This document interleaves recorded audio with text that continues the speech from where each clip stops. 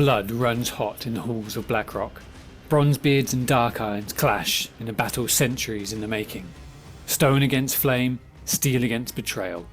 At the heart of it all marches King Magny Bronzebeard, storming Shadowforge with fire in his eyes and one purpose in his heart: to bring his daughter home.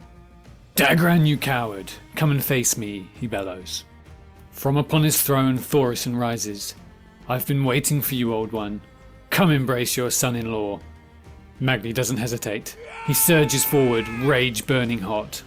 Thaurissan, a powerful sorcerer in his own right, raises a hand wreathed in flame, a heartbeat away from turning the king to ash.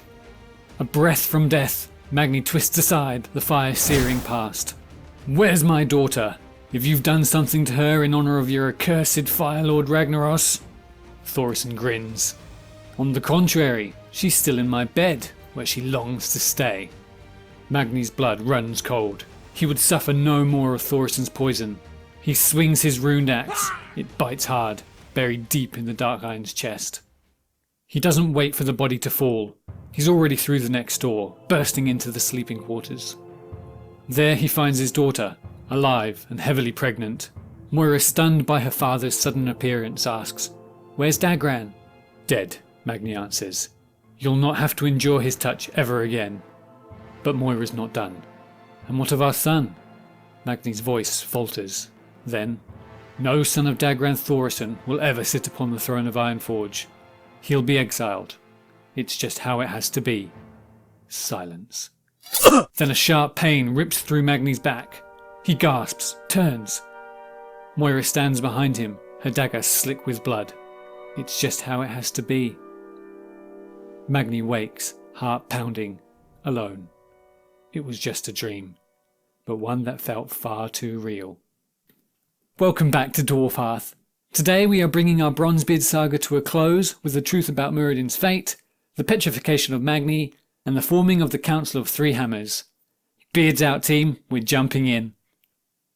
Years after King Magny Bronzebeard learned that his daughter Moira had fallen pregnant with the son of his greatest enemy, Emperor Dagran Thaurissan of the Darkiron clan, the events of the Burning Crusade were drawing to a close, and a new war loomed on the horizon, the war on the Lich King. But even as the world turned its gaze to Northrend, another shadow crept unseen. The Emerald Nightmare had begun to seep into Azeroth, affecting heroes like Thrall, Jaina and Magny himself. Though his fate had not been sealed in the heart of Blackrock as in his nightmare, Magny Bronzebeard would, in the years to come, be torn from the throne all the same, paving the way for Moira's true return to Ironforge. The Bronzebeards marched to war alongside the Alliance once again, this time in the frozen wastes of Northrend. During the campaign, they uncovered one of the greatest Titan secrets yet, the ancient city of Ulduar, hidden among the Storm Peaks. It was there that the Dwarves delved deeper into their titanic past than ever before. But it was not only ancient history they unearthed. Bran Bronzebeard made a discovery that struck closer to the heart than any Titan vault. Their northern cousins, the Frostborn Dwarves. You see, when some Earthen fled south to Uldaman during the ancient schism we covered at the beginning of the saga, others remained in the far north, carving their homes into the mountainsides of the Storm Peaks. But while the rediscovery of these long-lost kin was historic in its own right, it wasn't what mattered most to the Bronzebeards. What mattered was the Frostborn's king. You see, King Yorg Stormheart was not quite like the other Frostborn. He didn't share their ice blue skin, but bore the paler, ruddy complexion of the southern Bronzebeard dwarves. Adventurers aiding the Frostborn would learn from a warrior named Velog Icebellow that Yorg had not been born among their people. He had been adopted. Years earlier, the Frostborn had discovered him bleeding and half frozen, wandering through a blizzard with no memory and speaking a dialect they could barely understand. They had never seen a mountain dwarf before at this stage, but they weren't about to leave a cousin to die. The warriors took him into their party and began the long trek back to Frosthold. But on the way, disaster struck. A massive Yawmonger, one of Northrend's colossal worm beasts, erupted from beneath the snow, swallowing one of the dwarves whole. The Frostborn braced themselves for death. Then, from behind, a thunderous bellow. The stranger, the mountain dwarf, was changing before their eyes.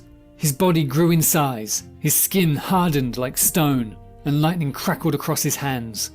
With a shout like an avalanche, he hurled his hammer into the creature's throat. The Yawlmonger collapsed, its head barely attached. In complete awe, the Frostborn gave the mountain dwarf a name reserved for champions of legend, Yorg Stormheart. In the years that followed, the nameless dwarf became more than a hero. He became their king. He would train beside them, fight alongside them, and forge bonds of trust in battle and stone alike. Under his leadership, their strength was sharpened, their pride reaffirmed, not through conquest, but through kinship. And so, the champion became their king. But though Yorg Stormheart had carved out a new life among the Frostborn, his past, and his true name, would not stay buried forever. The Bronzebeard-led Explorers League would continue its investigation into the titanic history of the area. Meanwhile, Bran Bronzebeard, the youngest of the three Bronzebeard brothers, would embark on a quest that would eventually bring him to the windswept heights of Frosthold. And there he saw him, Yorg Stormheart. But to Bran, there was no doubt. This was no Frostborn king. This was his long-lost brother, Muradin Bronzebeard. Bran wasn't the only one drawn to the north. King Magni Bronzebeard, having heard rumours of Muradin's survival, made the journey to Northrend himself. He arrived just in time, and for the first time in almost 10 years, the three Bronzebeard brothers stood together once more. At Bran's urging, Muradin's memories began to return. The forges of Ironforge, the frozen wastes of Northrend, and the very moment that shattered Muradin's memories, when Arthas Menethil took up Frostmourne. Muradin remembered it all, guiding the young prince to a cursed blade and watching him throw everything away for vengeance. And worst of all, doing nothing until it was too late. Well, not this time. Muradin pledged himself to the war against the Lich King. He would go on to fight in the climactic assault on Icecrown Citadel, standing with the alliance against the prince who had once betrayed him. And so, in Northrend, Muradin would reclaim his place in history, not as a memory lost to the snow, but as a prince returned. And though his role in the war on Arthas was surely appreciated, soon the Kingdom of Ironforge would need their prince, in a capacity greater than anyone could have expected. In the years leading up to the cataclysm, the elements of the world began to stir. The earth groaned, the seas roared, the eyes would crackle with unrest. For the dwarves, the people of stone and mountain, it was a time of deep unease.